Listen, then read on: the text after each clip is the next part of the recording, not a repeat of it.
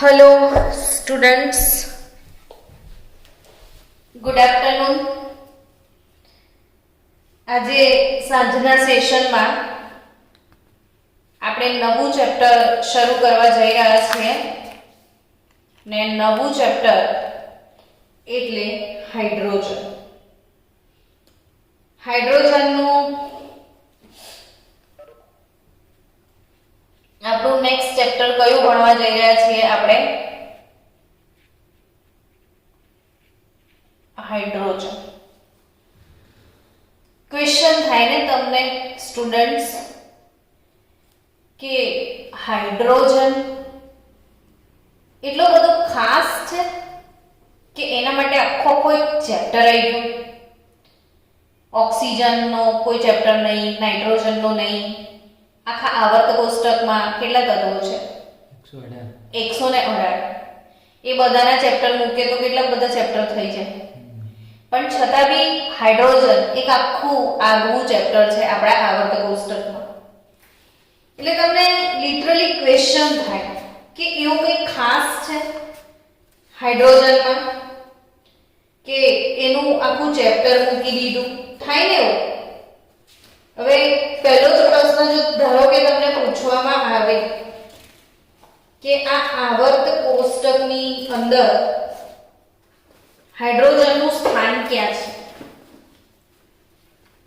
તમે બધા જ તમારી સામે આવર્ત કોષ્ટક જોઈ શકો છો. જુઓ, આવર્ત કોષ્ટકમાં આ S વિભાગ, આ કયો? આ કયા વિભાગના તત્વો બાળકો બોલજો? આ S વિભાગ, આ કયો વિભાગ? આ કયો વિભાગ? P વિભાગના તત્વો. આ આખું જો બ્લોક બનાવીને આપ્યું છે, આ S બ્લોક, આ P બ્લોક, આ D બ્લોક અને આ F બ્લોક. જોવું પડે તો S block, P block, S અને P ની વચ્ચે સેન્ડવિચ, D બ્લોક અને આ F બ્લોક. રાઈટ.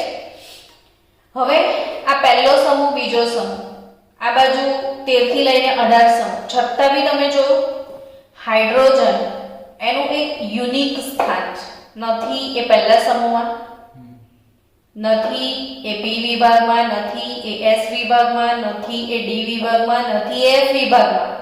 ના તો કોઈ વિભાગમાં છે, ના તો કોઈ સમૂહમાં છે. એટલે આવર્ત કોષ્ટકમાં એક અલાયદી જગ્યાએ, આગવી જગ્યાએ હાઇડ્રોજનને મૂકી દીધો. કેમ આવું?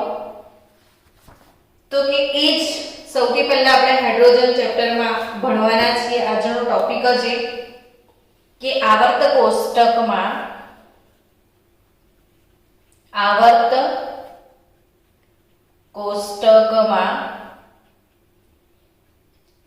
હાઇડ્રોજનનું સ્થાન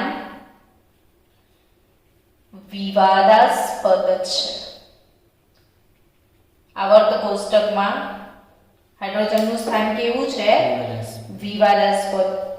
એને ક્યાં મૂકવો જોઈએ એ સૌથી મોટું કન્ફ્યુઝન છે. હજી નક્કી નથી થયું કે હાઇડ્રોજનને ક્યાં મૂકવો જોઈએ. એના પહેલા હાઇડ્રોજન વિશે થોડીક વાત કરી લઈએ. તો હાઇડ્રોજન એનો પરમાણુ ક્રમાંક કેટલો? કોઈ કહેશે? બોલો. હાઇડ્રોજનનો પરમાણુ ક્રમાંક કેટલો છે? બોલો. એનીવન? એ લોકો તો બધા નહીં બોલે, સ્પીકર છે એટલે. તું બોલ. 1. હાઇડ્રોજનનો પરમાણુ ક્રમાંક Z બરાબર 1. હાઇડ્રોજનનું પરમાણુ દળાંક કેટલો છે? પરમાણુ દળાંકનો સિમ્બોલ A અને એ પણ કેટલો છે? 1. એટલે આપણે હાઇડ્રોજનને કઈ રીતે લખીએ? 1H1 તરીકે. બરાબર. હાઇડ્રોજન વિશે એવું કહી શકાય કે સૌથી હલકામાં હલકું તત્વ. પહેલો જ ક્રમાંક 1 થી લઈને 118 તત્વોમાં પહેલો જ નંબર કોનો છે? હાઇડ્રોજન. કેમ એવું? તો કહેવાય એમાં ઇલેક્ટ્રોનની સંખ્યા, પ્રોટોન પ્રોટોનની સંખ્યા અને ન્યુટ્રોનની સંખ્યા કેટલી હશે જણાવશો? તો કે આ Z જે છે એ પ્રોટોનની સંખ્યા જ હોય છે ને, તો ઇલેક્ટ્રોન 1, પ્રોટોન 1 અને ન્યુટ્રોન તો કે 1 ઓછા 1 0. એટલે આમાં એક પ્રોટોન, એક ઇલેક્ટ્રોન અને ન્યુટ્રોનની સંખ્યા 0 મળે. હાઇડ્રોજનની બીજી વાત કરીએ તો હાઇડ્રોજનને સમસ્થાનિકો છે, ખ્યાલ છે ને તમને? કેટલા સમસ્થાનિકો છે હાઇડ્રોજનને? તો 3 સમસ્થાનિકો છે. કયા કયા 3? તો 1H1 બીજો, 1H2 અને ત્રીજો સમસ્થાનિક 1H3. હાઇડ્રોજનને કેટલા સમસ્થાનિકો બાળકો? 3 સમસ્થાનિકો હાઇડ્રોજનને, 1H1, 1H2, 1H3. આને પ્રોટિયમ કહેવાય, આને ડ્યુટેરિયમ કહેવાય અને આને ટ્રિટિયમ કહેવાનું છે. કયા કયા 3 સમસ્થાનિકો છે? પ્રોટિયમ, ડ્યુટેરિયમ અને ટ્રિટિયમ. પ્રોટિયમ માટે આપણે સિમ્બોલ P યુઝ કરીશું, ડ્યુટેરિયમ માટે D ને ટ્રિટિયમ માટે T. પ્રોટિયમ, ડ્યુટેરિયમ ને ટ્રિટિયમની જે અગત્યની વાતો છે બાળકો તમારે યાદ રાખવી જોઈએ. એમાંની એક ઇમ્પોર્ટન્ટ વાત તમને કહી દઉં કે ટ્રિટિયમ આમાં નથી લખ્યું, પણ તમારે હું જે કહું એ યાદ રાખવાનું છે કે પ્રોટિયમ, ડ્યુટેરિયમ અને ટ્રિટિયમનું કુદરતમાં જે પ્રમાણ છે સૌથી વધારે પ્રચુરતા પ્રોટિયમની હોય છે 99.985%. એટલે તમારી આજુબાજુ જે હવા છે ને એમાં જે હાઇડ્રોજન છે એમાં સૌથી વધારે પ્રમાણમાં અવેલેબલ કોણ છે? પ્રોટિયમ. અને એ કેટલો અવેલેબલ છે? 99.985%. જ્યારે આનું વજન 1 છે, બરાબર, ને આનું કેટલું? 2. તો આ ભારે કે આ ભારે? ડ્યુટેરિયમ ભારે કહેવાય. તો ડ્યુટેરિયમને ભારે હાઇડ્રોજન તરીકે ઓળખવામાં આવે છે. ડ્યુટેરિયમને શેના તરીકે ઓળખવામાં આવે છે? ભારે હાઇડ્રોજન તરીકે. ને એનું જે પ્રમાણ છે ને એ 0.0156% છે. જ્યારે ટ્રિટિયમનું પ્રમાણ બહુ જ ઓછું છે, 10⁻15% જેટલું. એટલે આ કેટલો? મેક્સિમમ 100%માંથી 99.98% તો આ લઈ જાય, તો બચ્યું એક જરા ગમતું પ્રપોર્શન, એમાં આ બે લોકો છે. એટલે કુદરતમાં તમે આજુબાજુ જો મહેસૂસ કરો તો સૌથી વધારે કોણ અવેલેબલ છે? 1H1. આ કેટલો અવેલેબલ છે? 0.0156%. અને આ કેટલો અવેલેબલ છે? 10⁻15% જેટલો છે. સમજી ગયા? હવે આ કેમ ઓછો છે? થાય ને આ આટલો બધો વધારે છે ને આ આટલો બધો ઓછો. એનું કારણ કે આ અસ્થાયી છે. અસ્થાયી એટલે શું?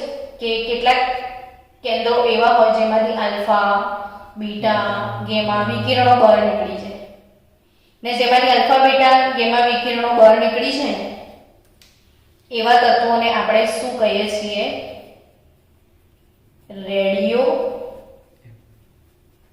એક્ટિવ તત્વ કહીએ છીએ. બાળકો તમે આ બધી જે નોટ્સ છે એ પ્રોપરલી લખજો ને જેવું હું લખું છું એવું તમે તમારી નોટબુકમાં વ્યવસ્થિત લખાણ લખજો, જેથી તમને વાંચવામાં સરળતા રહે. આપણે શું ડિસ્કસ કરી રહ્યા હતા કે જે ટ્રિટિયમ છે એનું પ્રમાણ કુદરતમાં 10⁻15% જેટલું ઓછું છે, કારણ કે એ પોતે કેવો છે? રેડિયો એક્ટિવ છે. એમાંથી કયા વિકિરણો બહાર નીકળે છે ખબર છે તમને? તો આ પ્રશ્ન નીટમાં પૂછાયેલો છે કે એમાંથી ઓછી ઉર્જાવાળા બીટા કણોનું ઉત્સર્જન થાય છે. આમાંથી ઓછી ઉર્જા ધરાવતા કયા વિકિરણોનું ઉત્સર્જન થાય છે? બીટા વિકિરણોને. તમને બની બનાવી નોટ્સ મળે છે, બરાબર છે? તો વ્યવસ્થિત નોટ ઘરમાં લખી લેજો કે ટ્રિટિયમનું કુદરતમાં પ્રમાણ ઓછું છે કારણ કે એ રેડિયો એક્ટિવ છે, કારણ કે એમાંથી કયા વિકિરણો બહાર નીકળે છે? ઓછી ઉર્જા ધરાવતા બીટા વિકિરણો. અને એટલે બહુ ટૂંક સમયમાં મરી જાય. કેટલી સમયમાં? એનામાંથી કિરણો નીકળી જાય એટલે એનું નષ્ટ થઈ જાય ને એનો અર્ધાયુષ્ય સમય, એનો અર્ધ આયુષ્ય સમય T1/2 12.33 વર્ષ છે. આનો અર્ધાયુષ્ય સમય કેટલો છે? 12.33 વર્ષ. કોનો? ટ્રિટિયમનો. કયા વિકિરણો એ બહાર કાઢે છે? બીટા વિકિરણો. એટલે એનું પ્રમાણ બહુ જ ઓછું છે. કેટલું છે? 10 ડન. ડ્યુટેરિયમનું પ્રમાણ કેટલું છે? 0.0156 અને પ્રોટિયમનું કુદરતમાં પ્રમાણ કેટલું છે? 99. અચ્છા, ભારે હાઇડ્રોજન કોને કહેવામાં આવે છે? ડ્યુટેરિયમને. સમજી ગયા? આપણે સાદું પાણી હોય ને, પાણીનું અણુસૂત્ર શું? H2O, બરાબર? પણ આ હાઇડ્રોજન બદલે ડ્યુટેરિયમ જો પાણી બનાવે તો એને શું કહેવાય? D2O. અને D2O શેના નામે ઓળખાય છે? ભારે પાણી તરીકે. તો D2O ને શું કહેવામાં આવે છે? ભારે પાણી. જો તમે આ પાણીનો આણ્વીય દળ શોધો ને તો 2 કૌંસમાં હાઇડ્રોજનનું વજન 1 + ઓક્સિજનનું 16 એટલે 18 ગ્રામ પ્રતિ મોલ થાય. પણ તમે આનું આણ્વીય દળ શોધો તો 2 કૌંસમાં ડ્યુટેરિયમનું વજન 2 છે વત્તા ઓક્સિજનનું 16 એટલે આ 20 ગ્રામ પ્રતિ મોલ થાય. એટલે આનો આણ્વીય દળ 18 ગ્રામ ને આનો 20 ગ્રામ. તો ફરીથી અહીંયા એક અગત્યની વાત શું યાદ રાખશો? D2O ને શેના તરીકે ઓળખવામાં આવે છે? ભારે પાણી તરીકે. બીજી હજી એક વાત છે જે નીટમાં પૂછાય છે, બાળકો યાદ રાખજો. ટ્રિટિયમ અને પ્રોટિયમ. ટ્રિટિયમ જેમ પ્રોટિયમ એનું કુદરતમાં સાપેક્ષ પ્રમાણ નીચજીમાં આ પ્રશ્નો હશે. ટ્રિટિયમ જેમ પ્રોટિયમનું કુદરતમાં સાપેક્ષ પ્રમાણ કેટલું છે? તો 1/1017 આવું યાદ રાખજો. કેટલું? 1/10. આનો મતલબ શું? ટ્રિટિયમનું જે પ્રમાણ છે ભાગ્યા પ્રોટિયમનું પ્રમાણ કરશો તો ટ્રિટિયમ જેમ પ્રોટિયમ મળશે ને એ જવાબ કેટલો આવશે? 1/1017. અર્થાત કે જ્યારે પ્રોટિયમના 1017 જેટલા કણો હોય ને હાજર, ત્યારે ટ્રિટિયમનો ખાલી 1 કણ હોય છે, કારણ કે ટ્રિટિયમ બહુ જ ઓછો છે. એટલે સૌથી વધારે કોણ? પ્રોટિયમ. તો પ્રોટિયમ કેટલા હોય? 1017, ત્યારે ટ્રિટિયમ ફક્ત 1 જ હોય. તો ક્લિયર? હાઇડ્રોજનના 3 સમસ્થાનિકો ક્લિયર થઈ ગયા. હવે આ 3 સમસ્થાનિકોની આગળ વધારે ચર્ચા કરીશું જ્યારે જરૂર પડશે ત્યારે. પણ અત્યારે હાલ પ્રમાણે આ હાઇડ્રોજનના 3 સમસ્થાનિકો એને એકબીજાથી જુદા કોણે પાડ્યા હતા? એકબીજાથી જુદા હાઇડ્રોજનના 3 સમસ્થાનિકોને જુદા પાડનાર વૈજ્ઞાનિક હતો અમેરિકન વૈજ્ઞાનિક હેરોલ્ડ સી યુરે. શું નામ છે? હેરોલ્ડ સી યુરે. હેરોલ્ડ સી યુરે. આ અમેરિકન વૈજ્ઞાનિકે હાઇડ્રોજનના 3 સમસ્થાનિકોને જુદા પાડ્યા હતા. તો ડન હાઇડ્રોજનના. છતાં બી હજી એક વાત મારે કહેવી છે કે આ જે પ્રોટિયમ બંધ વિયોજન એન્થાલ્પી છે, પ્રોટિયમ એટલે હાઇડ્રોજન અને હાઇડ્રોજન વચ્ચે બંધ હોય, એવી રીતે ડ્યુટેરિયમ અને ડ્યુટેરિયમ વચ્ચે બંધ હોય, એવી રીતે ટ્રિટિયમ અને ટ્રિટિયમ વચ્ચે બંધ હોય. આ બંધને તોડવા માટે શું કરવું પડે? ઊર્જા આપવી પડે. તો બંધને તોડવા માટે જે ઊર્જા આપી એને શું કહેવાય? બંધ એન્થાલ્પી કહેવાય. શું વ્યાખ્યા ફરી બોલ તો? બંધને તોડવા માટે આવવી પડતી ઊર્જાને બંધ એન્થાલ્પી કહેવાય. બરાબર. હવે આ ત્રણ બંધની બંધ એન્થાલ્પી યાદ રાખજો. પ્રોટિયમમાં HH બંધ, ડ્યુટેરિયમમાં DD બંધ ને ટ્રિટિયમનો TT બંધ. તો આ બંધને તોડવા માટેની જે ઊર્જા છે એ બંધ વિયોજન એન્થાલ્પી હાઇડ્રોજનની 435 કિલોજૂલ પર મોલ છે. ડ્યુટેરિયમની 443 કિલોજૂલ પર મોલ છે. ના તો રેડિયો એક્ટિવ એટલે એનું વિચારણ હોય જ ને. તો 435 ઓછી કે 443 ઓછી 35 વાળી. તો આ બંધ વહેલો તૂટે કે આ વહેલો તૂટે? વધારે જલ્દી. હા, આની 435 જ છે. આની 400 તો વધારે તે આને આપીને આને ઓછી આપી તો આ વહેલો તૂટે. તો કયો બંધ વહેલો તૂટે? હાઇડ્રોજનનો. તો આ પરીક્ષામાં ફરીથી નીટજી વખતે પૂછાશે કે સક્રિયતાનો ક્રમ protium greater than deuterium greater than tritium. એટલે આ ત્રણ સમસ્થાનિકોમાં પ્રતિક્રિયાત્મકતાનો ક્રમ અથવા સક્રિયતાનો ક્રમ. પ્રતિક્રિયાત્મકતા અર્થાત સૌથી વધારે ઝડપથી પ્રક્રિયા કોણ કરશે? પ્રોટિયમ. પ્રોટિયમથી થોડી ધીરી પ્રક્રિયા ડ્યુટેરિયમ એનથી ધીમે. ટ્રિટિયમ તો એમ્બી રેડિયો એક્ટિવ છે એટલે આપણે પ્રક્રિયાઓમાં એને ગણીશું નહીં.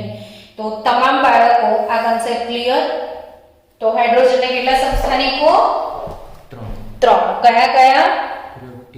પ્રોટિયમ, ડ્યુટેરિયમ ને ટ્રિટિયમ. ટ્રિટિયમનું કુદરતમાં પ્રમાણ 10⁻15 ઘણું ઓછું છે કારણ કે પોતે એમાંથી કયા વિકિરણો બહાર નીકળે છે? બીટા વિકિરણો. ને એનો અર્ધાયુષ્ય સમય કેટલો છે? 12.33 વર્ષ. ચલો હવે થોડુંક આગળ વધીએ. એમાં ખાસ કરીને આપણે જે ટોપિક આજે ભણવા જઈ રહ્યા છે કે હાઇડ્રોજનનું આવર્ત કોષ્ટકમાં સ્થાન વિવાદાસ્પદ છે. તો એના પર ડિસ્કસ કરીએ કે હાઇડ્રોજનને પ્રથમ સમૂહમાં મૂકી શકાય. ધારો કે હું એમ કહું કે હાઇડ્રોજનને કયા સમૂહમાં મૂકી શકાય? પ્રથમ સમૂહમાં મૂકી શકાય. તો ઓબ્વિયસલી કેમ મૂકી શકાય? એના મારે કારણો આપવા પડે. હું કોર્ટમાં કેસ જો વકીલ બનીને ને મારે કોર્ટની અંદર કોઈ કેસ લડવો જ, તો કેસ લડવા માટે મારે સાબિત કરવું પડે કે હું જે કહું છું એ સાચું છે. તો હાઇડ્રોજનને પ્રથમ સમૂહમાં મૂકી શકાય. તો આપણે દલીલો મૂકવી પડે કે કેમ. તો એનું કારણ આપણે રજૂ કરીએ. કારણ કે હાઇડ્રોજનની ઇલેક્ટ્રોન રચના શું છે? 1s1. હાઇડ્રોજનની ઇલેક્ટ્રોન રચના શું છે? 1s1. સિમિલરલી તમે જોશો તો પ્રથમ સમૂહ જે છે એ પ્રથમ સમૂહ એટલે આલ્કલી ધાતુ તત્વો સવારે જ તમે ભણ્યા ફરીથી એકવાર. તો એ પ્રથમ સમૂહના જેટલા પણ તત્વો છે એની સામાન્ય ઇલેક્ટ્રોન રચના NS1 જ છે. જો હજી તમને એક વખત યાદ કરાવી દઉં કે આપણો પહેલો સમૂહ એટલે લી ના કી રબ સે ફરિયાદ. લીના की रब से फरियाद. हीलियम, नियोन,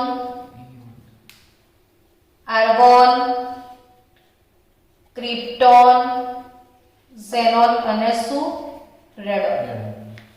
આની ઇલેક્ટ્રોન રચના છે 2s1, આની 3s1, આની 4s1, આની અને આની 7s છે. બધાની સામાન્ય ઇલેક્ટ્રોન રચના શું છે? NS1 છે ને. આ n 2 3 4 5 6 7 8 બદલાય છે n, બટ s1 બધાની કોમન છે. તો હાઇડ્રોજનની બી શું છે? 1s1. એટલે ઇલેક્ટ્રોન રચના ના આધારે જો જોવા જાવ તો હાઇડ્રોજનને પ્રથમ સમૂહમાં મૂકી શકાય, કારણ કે હાઇડ્રોજનની ઇલેક્ટ્રોન રચના 1s1 છે અને પ્રથમ સમૂહની સામાન્ય ઇલેક્ટ્રોન રચના ns1 છે. ચલો બીજું કારણ રજૂ કરીએ. બીજું કોઈ કારણ ખરું? તો કે હા. બીજું કારણ શું રજૂ કરી શકાય? તો કે તમામ આલ્કલી ધાતુઓ આ બધાની છેલ્લી કક્ષામાં જો એક ઇલેક્ટ્રોન છે એટલે એક ઇલેક્ટ્રોન ગુમાવીને ધન આયન બનાવે.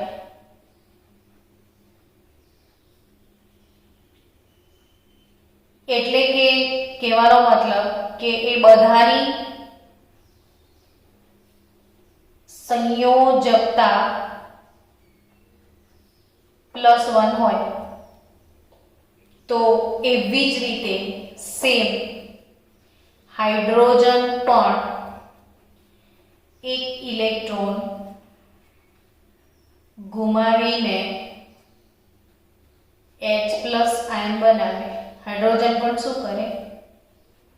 એક ઇલેક્ટ્રોન ગુમાવીને H+ ધન આયન બનાવે. તો હાઇડ્રોજન પણ એક ઇલેક્ટ્રોન ગુમાવીને H+ બનાવે. જેવી રીતે આલ્કલી ધાતુઓ પણ એક ઇલેક્ટ્રોન ગુમાવીને શું બનાવે? તો કે lithium+, sodium+, potassium+, rubidium+, caesium+, એવી રીતે H+. જેમ આલ્કલી ધાતુઓ એક ઇલેક્ટ્રોન ગુમાવીને ધન આયન બનાવે એમ હાઇડ્રોજન પણ એક ઇલેક્ટ્રોન ગુમાવીને ધન આયન બનાવે. તમે આ પહેલી દલીલ રજૂ કરી હતી. આપણી આ બીજી દલીલ છે. હવે આપણી ત્રીજી દલીલ કે કેમ હાઇડ્રોજનને પ્રથમ સમૂહમાં મૂકવો જોઈએ. તો હજી કોઈ કારણ છે આપણી જોડે? તો યસ, હજી પણ આપણી જોડે કારણો છે. શું કારણો છે? તો કે જેમ કે આલ્કલી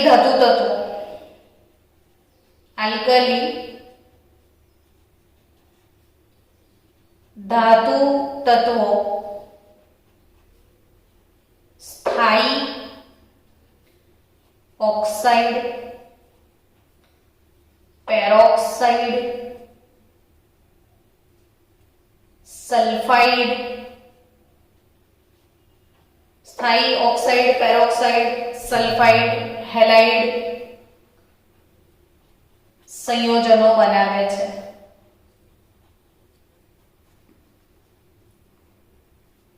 તેમ હાઇડ્રોજન પણ આ તમામ સંયોજનો બનાવે છે. ફોર એક્ઝામ્પલ, સોડિયમનો ઓક્સાઇડ Na2O, સોડિયમનો પેરોક્સાઇડ Na2O2, સોડિયમનો સલ્ફાઇડ Na2S, સોડિયમનો હેલાઇડ NaCl, NaBr, બરાબર. એવી જ રીતે હાઇડ્રોજન પણ ઓક્સાઇડ બનાવે H2O, હાઇડ્રોજન પણ પેરોક્સાઇડ બનાવે H2O2, હાઇડ્રોજન પણ સલ્ફાઇડ બનાવી શકે છે H2S, હાઇડ્રોજન પણ હેલાઇડ બનાવી શકે છે. જેમ આલ્કલી તત્વો સ્થાયી ઓક્સાઇડ, પેરોક્સાઇડ, સલ્ફાઇડ, હેલાઇડ સંયોજનો બનાવે છે, તેમ હાઇડ્રોજન પણ આ બધા સ્થાયી તત્વો બનાવે છે. તો પછી મનમાં ઇમોશન જાગ્યું કે તો પછી ચલો હાઇડ્રોજનને આપણે શેમાં મૂકી દઈએ? પ્રથમ સમૂહમાં મૂકી દઈએ. થઈ જાય ને ઈચ્છા? હજી ચોથું કોઈ કારણ છે? તો હા, હજી પણ એક દલીલ તમે મૂકી શકો. કે કઈ દલીલ? તો કે આલ્કલી ધાતુ તત્વો પ્રબળ રિડક્શન કરતા છે. જો કોઈ બી ધાતુ હોય ને તો એ શું કરે? ઇલેક્ટ્રોન ગુમાવે. જેમ કે સોડિયમ ધાતુ છે એ ઇલેક્ટ્રોન ગુમાવીને Na+ બનાવે. ઇલેક્ટ્રોન ગુમાવવાની પ્રક્રિયાને ઓક્સિડેશન કહેવાય. તો તમામ ધાતુનું હંમેશા ઓક્સિડેશન થાય. જેનું પોતાનું ઓક્સિડેશન થાય એ કયો કરતા? રિડક્શન કરતા તરીકે વર્તે. તો બધી અલ્કલી ધાતુઓ પ્રબળ શું છે? રિડક્શન કરતા. તેમ હાઇડ્રોજન પણ પ્રબળ રિડક્શન કરતા છે. તમામ આલ્કલી ધાતુઓ પ્રબળ રિડક્શન કરતા છે, તેમ હાઇડ્રોજન પણ પ્રબળ રિડક્શન કરતા છે. ડન. તો પછી આ બધા ઉપરોક્ત 4 દલીલો એની ઇલેક્ટ્રોન રચના 1s1, પ્રથમ સમૂહની સામાન્ય ઇલેક્ટ્રોન રચના ns1. આ લોકો એક ઇલેક્ટ્રોન ગુમાવીને +1 સંયોજકતા ધરાવતા ધનાયન બનાવે. હાઇડ્રોજન પણ એક ઇલેક્ટ્રોન ગુમાવીને H+ આયન બનાવે. આ લોકો બધા સ્થાયી ઓક્સાઇડ, પેરોક્સાઇડ, સલ્ફાઇડ, હેલાઇડ બનાવે. હાઇડ્રોજન પણ આ બધા સંયોજનો બનાવે. આલ્કલી ધાતુઓ પ્રબળ રિડક્શન કરતા છે, હાઇડ્રોજન પણ પ્રબળ. છતાં પણ હાઇડ્રોજનને પ્રથમ સમૂહમાં ન મૂકી શકાય, કારણ કે છતાં પણ હાઇડ્રોજનને પ્રથમ સમૂહમાં ન મૂકી શકાય કારણ કે હાઇડ્રોજન વાયુ છે અને આ બાકીના જે આલ્કલી તત્વો છે, આલ્કલી તત્વો એ બધા ધાતુ તત્વો છે. ધાતુને ટીપીને પતરું બનાવે, ધાતુને ખેંચીને તાર બનાવાય, ધાતુ રણકાર ઉત્પન્ન કરે. આ વાયુનો તાર બને, વાયુનો પતરો બને ના. એટલે હાઇડ્રોજન એક વાયુ છે, એટલે એનો ભૌતિક ગુણધર્મ અધાતુ જેવા છે એવું કહેવાય ને. વાયુ હોય અધાતુ, નાઇટ્રોજન વાયુ તો અધાતુ, ક્લોરીન વાયુ તો અધાતુ. ધાતુ તો એ કે જેને ટીપીને પતરું બનાવાય, જેના ખેંચીને તાર બનાવાય, જેનામાંથી રણકાર ઉત્પન્ન થાય. હાઇડ્રોજનમાં આ બધું ના થાય, એટલે એને પ્રથમ સમૂહમાં ના મૂકી શકાય. એટલી બધી સિમિલરિટી હતી તો પણ પ્રથમ સમૂહમાં ના મૂકી શકાય. બીજી વાત, બીજું કારણ એ છે કે પ્રથમ સમૂહના સભ્યો આખા આવર્ત કોષ્ટકમાં સૌથી નીચી આયનીકરણ એન્થાલ્પી, પ્રથમ સમૂહના સભ્યોની આયનીકરણ એન્થાલ્પી સૌથી ઓછી હોય છે. આયનીકરણ એન્થાલ્પી એટલે શું? તો કે ઇલેક્ટ્રોનને દૂર કરવા માટે આપવી પડતી ઊર્જા. આ લોકોના કદ મોટા છે એટલે એમના ઇલેક્ટ્રોન જલ્દી જતા રહેશે. તો સૌથી નીચી આયનીકરણ એન્થાલ્પી છે પ્રથમ સમૂહના સભ્યોની. જો આપણે આનો પહેલો સભ્ય છે, આયનીકરણ એન્થાલ્પીનો સિમ્બોલ આવડે છે ને કે ભૂલી ગયા? ΔIH, આયનીકરણ એન્થાલ્પી ઓફ લિથિયમ ને આયનીકરણ એન્થાલ્પી ઓફ હાઇડ્રોજનની કમ્પેરિઝન કરીએ આપણે તો બહુ ડિફરન્સ છે. લિથિયમની આયનીકરણ એન્થાલ્પી છે 520 કિલોજૂલ પ્રતિ મોલ, જ્યારે હાઇડ્રોજનની આયનીકરણ એન્થાલ્પી છે 13 કિલોજૂલ પર મોલ, એટલે ઘણી બધી વધારે છે. જ્યારે આના પ્રથમ સમૂહની આયનીકરણ એન્થાલ્પી ઘણી ઓછી. જો હું હાઇડ્રોજનને ત્યાં મૂકું તો એની ઓછી હોવી જોઈએ, જ્યારે કે આની બહુ જ વધારે છે. એટલે બાળકો યાદ રાખજો કે હાઇડ્રોજનની આયનીકરણ એન્થાલ્પી 12 13 12, જનરલી 12 પછી 13 આવે, આમાં 13 પછી 12, આવું કંઈ પણ કરીને યાદ રાખજો. એટલે હાઇડ્રોજન એક તો વાયુ છે, બીજું એની આયનીકરણ એન્થાલ્પી ઊંચી છે, એટલે એને પ્રથમ સમૂહમાં મૂકી ન શકાય. તો પછી હવે શું કરીએ? એટલે હવે તમને પ્રશ્ન થાય, કઈ વાંધો નહીં મેડમ 17મા સમૂહમાં મૂકી દો.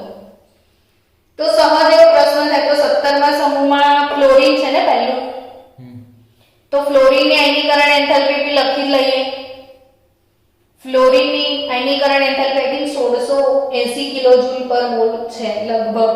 યસ, 1680 કિલોજૂલ પર મોલ આયનીકરણ એન્થાલ્પી ફ્લોરિનની છે ને એની નજીક ગણાયા એટલે આપણને પ્રશ્ન થાય કે ઓકે ચલો હાઇડ્રોજનને 17માં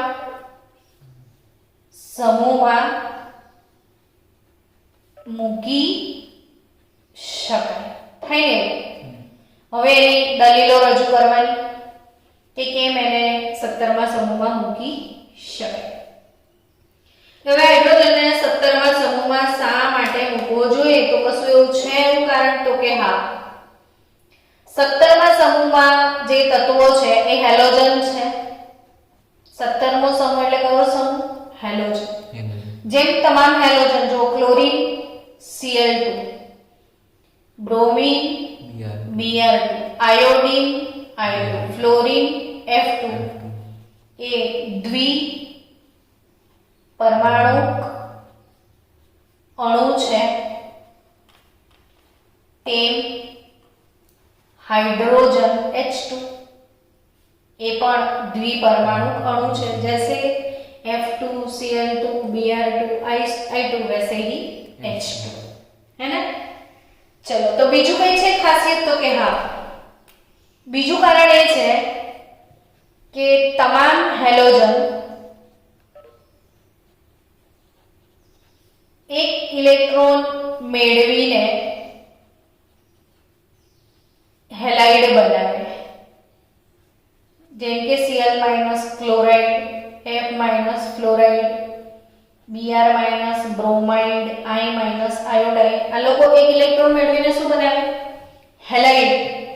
તેમ હાઇડ્રોજન પણ એક ઇલેક્ટ્રોન મેળવીને પહેલા એ ગુમાવતો હતો, મેળવે બી છે તો એ મેળવીને H શું બનાવે છે? હાઇડ્રાઇડ. जैसे हैलाइड वैसे हाइड्राइड. अब હવે બહુ કન્ફ્યુઝ થઈ ગયા કે શું કરીએ? મૂકી દઈએ? થાય ને કેવું? જેમ કે આ તમામ તત્વો, આ તમામ હેલોજન પ્રબળ વિદ્યુત ધનમય તત્વો સાથે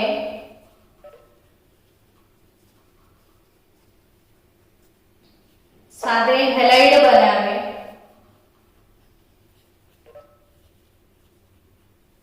તેમ હાઇડ્રોજન પણ હાઇડ્રાઇડ બનાવે. જેમ તમને ખબર છે કે Na જોડે ક્લોરીન જોડાઈને NaCl બનાવે, સોડિયમ ક્લોરાઇડ.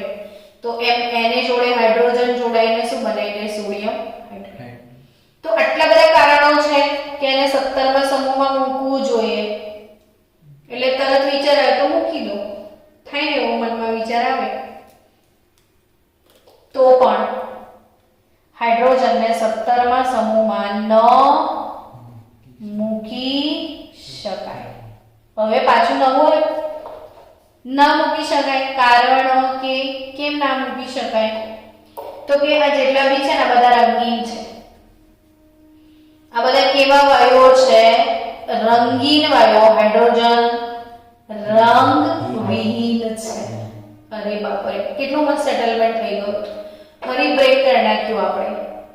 આ બધા રંગીન છે. હાઇડ્રોજન કેવો છે?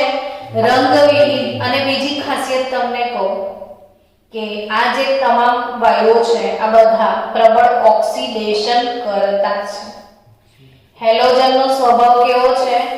ઓક્સિડેશન કરતા. જ્યારે હાઇડ્રોજન કેવો છે? રિડક્શન કરતા. આ બધા ઓક્સિડેશન કરતા, હાઇડ્રોજન રિડક્શન કરતા. એટલે હવે છેલ્લે કન્ક્લુઝન શું આવ્યું? ક્યાં મૂકવો જોઈએ? તો કે એના પહેલામાં મુકાય ના 17માં મુકાય. તો ક્યાં મૂક્યો એને? તો કે નથી પહેલામાં મૂક્યો, નથી 17માં મૂક્યો. આવર્તક કોષ્ટકની બરાબર વચ્ચે મૂકી દીધો. એટલે આજે એક અગત્યનો 4 માર્કનો પ્રશ્ન અને બીજો એક 2 માર્કનો પ્રશ્ન તમે ભણ્યા. 4 માર્કનો કયો પ્રશ્ન ભણ્યા તમે? હાઇડ્રોજનના સમસ્થાનિકો આ 2 માર્ક્સનો પ્રશ્ન છે, આ યાદ રહેવું જોઈએ. બીજું શું ભણ્યા તમે? હાઇડ્રોજનનું સ્થાન આવર્ત કોષ્ટકમાં હજી પણ વિવાદાસ્પદ છે. એને પહેલામાં મૂકવો જોઈએ તો કેમ મૂકવો જોઈએ? તો કેમ ના મૂક્યો? 17માં મૂકવો જોઈએ તો કેમ મૂક્યો? અને કેમ ના મૂકી શકાય? ને આ બધા વિવાદોને અંતે આપણે શું ડિક્લેર કર્યું કે હાઇડ્રોજનનું સ્થાન હજી પણ વિવાદાસ્પદ છે. તો નેક્સ્ટ કાલના લેક્ચરમાં આપણે શીખીશું હાઇડ્રોજન વાયુની બનાવટ અને તેના ભૌતિક ગુણધર્મો. તો આવતીકાલના લેક્ચરમાં મળીએ બાળકો હાઇડ્રોજનની બનાવટ અને ભૌતિક ગુણધર્મો સાથે.